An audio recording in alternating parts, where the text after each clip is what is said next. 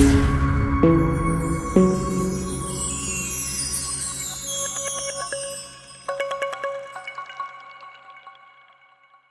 రక్షకుడును ప్రభునైన యేసుక్రీస్తు వారి శుభనామంలో మీకు అందరికీ నిండు హృదయపూర్వకంగా వందనాలు తెలియచేసుకుంటున్నాను. ఈ నూతన వత్సరంలో మనల్ని ప్రవేశపెట్టిన ప్రభునకు అనంత మహిమ కలుగును కాక.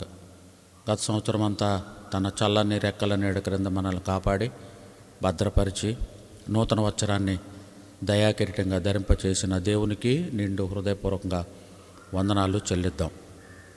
ఈ ఉదయకాలం ప్రారంభ గడియల్లో మన హెబ్రోన్ క్యాలెండర్లో ఇవ్వబడిన మొదటి మాటను మనం ధ్యానం చేద్దాం.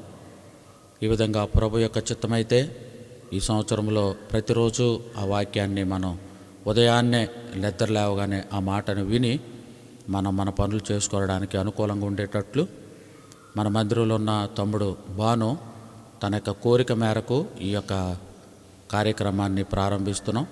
ప్రభువే మనకు కృపను అనుగ్రహించి ఈ సంవత్సరం అంతా ఈ విధమైన పరిచర్యలో ముందు కొనసాగడానికి ప్రేమ కలిగిన దేవుడు మనకు సహాయం చేయనట్లు మనం ప్రార్థన చేయండి. ఈ విధంగా ప్రతిరోజు మీరు ఉదయాన్నే లేచి ఈ మాటలు వినండి. విన్న తర్వాత మీ పనుల్లోకి మీరు వెళ్ళండి. దేవుడు తప్పనిసరిగా మిమ్మల్ని దీవిస్తాడు. రోజంతా ఆయన తన కృపతో దినమంతా నిన్ను నింపుతాడు. కాబట్టి అటువంటి కృపను అనుగ్రహించాలని ఈ కార్యక్రమాన్ని ప్రారంభిస్తున్నాం. మొదటిగా ప్రార్థన చేసుకొని దేవుని వర్తమానాన్ని విందాం. ప్రేమ కలిగిన తండ్రి యేసు ప్రభువా, మాకు అనుగ్రహించిన ఈ నూతన వత్సర ప్రారంభ గడియల కొరకు వందనాలు. జనవరి 1వ తేదీ మా జీవితంలో అనుగ్రహించారు. ఎంతోమంది 23వ సంవత్సరంలో మరణించి చనిపోయారు ప్రభు. మర్చిపోయాం ప్రభు. నీ చల్లని కృపలో మమ్మల్ని భద్రపరిచి నూతన వత్సరాన్ని దయాకిరీటంగా ధరింప చేసినందుకే వందనములు స్తోత్రాలు చెల్లిస్తున్నాను. ఈ క్రొత్త సంవత్సరంలో క్యాలెండర్లో మాకు ఇవ్వబడిన మాటలను మేము జ్ఞాపకం చేసుకొని ప్రతిరోజు మా పనులను మేము ప్రారంభించకముందు ఈ విధంగా ఉదయమున నీ కృపతో మమ్మల్ని తృప్తిపరచమని 90వ కీర్తన ఆఖరి చరణంలో మీరు చెప్పినట్టు మమ్మల్ని మీ కృపతో తృప్తిపరచమని వింటున్న బిడ్డలకు నీ మెండైన దీవెన ఆశీర్వాదం దయచేయండి. ఈరోజు ప్రారంభం అలాగూ కొనసాగడానికి ఈ సంవత్సరం అంతా నీ కృప చూపించండి. ఎవరైతే ఈ మాటలు ఉదయాన్నే వింటున్నారో వారికి ఈ రోజంతా ఎంతో మేలు, సంతోషం, ఆనందం, ఏ విధమైన బాధ లేకుండా వారు సంతోషంగా నిజంగా దేవుని వర్తమానాన్ని విన్నాం, ఈ రోజంతా దేవుడు మమ్మల్ని తన కృపతో తృప్తిపరిచాడని సాక్ష్యం చెప్పగలిగే భాగ్యం దయచేయమని నిండు హృదయపూర్వకంగా యేసునామములో ఆరాధించి సమర్పించి పరిచర్యను ముద్రించమని బ్రతిమాలి అడిగి వేడుకుంటున్నాను పరమ తండ్రి. Amen, amen, amen. ప్రభునందు ప్రియులారా, ఈ సంవత్సరంలో జనవరి 1వ తేదీ కొరకు దేవుడు మనకు క్యాలెండర్లో ఇచ్చిన మాట కీర్తనల గ్రంథం 65వ కీర్తన 11వ చరణం. సంవత్సరమును నీ దయా కిరీటము ధరింపచేసి ఉన్నావు. ఎంత అద్భుతమైన దేవుడు! తన ఉచితమైన కృపను బట్టి గత సంవత్సరం అంతా మనల్ని కాపాడి నూతన వత్సరపు మొదటి రోజులో మనల్ని ప్రవేశపెట్టాడు. భారతదేశంలోనూ విదేశాల్లోనున్న ప్రియబిడ్డలు ఈ మాటలు వింటున్న నన్ను దేవుడు ప్రేమించి క్రొత్త సంవత్సరాన్ని ఇచ్చాడు. మన దేవుడు ఆ ఇచ్చిన క్రొత్త సంవత్సరానికి ఒక పేరు పెట్టాడు, దయా కిరీటము అని. నీ నెత్తి మీద నా నెత్తి మీద దేవుడు కిరీటం పెట్టాడు, 24వ సంవత్సరపు కిరీటం. దాన్ని ఎలాగిచ్చాడో తెలుసా? దయతో ఇచ్చాడు. ఆయన దయ తలిచి ఇచ్చినటువంటి కిరీటం అది. ఒకవేళ నువ్వు నేను అనుకుంటున్నామేమో, నాకేముంది, నా ఆరోగ్యం బాగుంది, నేనెంతో బలవంతుణ్ణి కాబట్టి 23వ సంవత్సరం అంతా గడిపాను అని నువ్వు అనుకుంటున్నావేమో.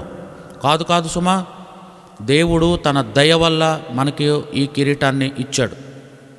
కాబట్టి ఈ క్రొత్త సంవత్సర ప్రారంభంలో ఈ ఇవ్వబడిన వాగ్దానాన్ని చేతపట్టుకొని ఈ రోజంతా సహోదరులు మీరు పనులు చేసుకోవటానికి వెళ్తున్నారా? మీ పనుల్లోకి వెళ్ళకముందు ఈ మాటనే జ్ఞాపకం చేసుకోండి. ప్రభువా, సంవత్సరాన్ని దయాకిరీటంగా ధరింపచేసావు. ఈ క్రొత్త సంవత్సరంలో నీ మెండైన కృపను నా చుట్టూ ఉంచు అని ప్రార్థన చేయి. సహోదరుడా, నువ్వు డ్యూటీకి వెళ్తున్నావా? వెళ్ళకముందు ఈ ప్రార్థన చేసుకుని వెళ్ళు. నువ్వు పని చేసేటప్పుడల్లా ఈ మాటను జ్ఞాపకం చేసుకో. హెబ్రోన్ క్యాలెండర్లో ఈరోజు మనకి ఇవ్వబడిన మాట ఏమనంటే, సంవత్సరాన్ని నీ దయా కిరీటంగా ధరింపచేశాను అన్న మాటను జ్ఞాపకం చేసుకొని, ప్రభువా నిజమే, నీ దయతో నాకు కిరీటాన్ని ఇచ్చావు, దయ తలిచి ఇచ్చావయ్యా, లేకపోతే నేను అయోగ్యుడిని, నేను అపాత్రుడిని అని చెప్పి ప్రభు యొక్క కాళ్ళు పట్టుకొని ఆయన పాదాల దగ్గర సాగిలి పడదాం, ఆయన్ని ఆరాధన చేద్దాం. పోయిన సంవత్సరం కాకుండా 23 కాకుండా 22వ సంవత్సరపు వాచ్ నైట్ సర్వీస్ డిసెంబర్ 31వ తేదీ రాత్రి 9 గంటలైంది. నేను పరిచర్య కొరకు సిద్ధపడి గబగబా మందిరంలోకి వస్తున్నాను. మా గేట్ తీసేసరికి రోడ్డు మీద చాలామంది జనం ఉన్నారు. ఏంటి ఎంతమంది జనం ఈ టైంలో ఉన్నారు అని నేను చూస్తుండగా ఒక 28 సంవత్సరాల యవనస్తుడు, ఒక బిడ్డకు తండ్రిగా అయినటువంటి ఆ కుర్రుడు ఆకస్మికంగా మరి ఏం సంభవించిందో సాయంకాలం 4 గంటల 5 గంటల సమయంలో చనిపోయాడు. దాదాపు సంవత్సరాంతపు ఆఖరి గడియలు 9 గంటల సమయంలో ఆయన శవాన్ని మోసుకొని వెళ్ళిపోతున్నారు. అప్పుడు నేను అనుకున్నాను, ప్రభు ఎంత గొప్పోడో, గత సంవత్సరం అంతా నన్ను కాపాడాడే, ఈ చివరి గడియల్లో ఆ కుర్రోడు పాపం ఎన్ని ఆలోచనలు పడ్డాడో, ఎంత ఆలోచించాడో, దేవుడు తనకు అవకాశం ఇవ్వలేదు. ఆఖరి గడియల్లో చనిపోయాడు, ఈ లోకయాత్ర ముగించాడు. తమ్ముడు, చెల్లి, అక్క, అన్న, ఈరోజు నువ్వు ఉన్నావా? అది దేవుని దయ కిరీటమే.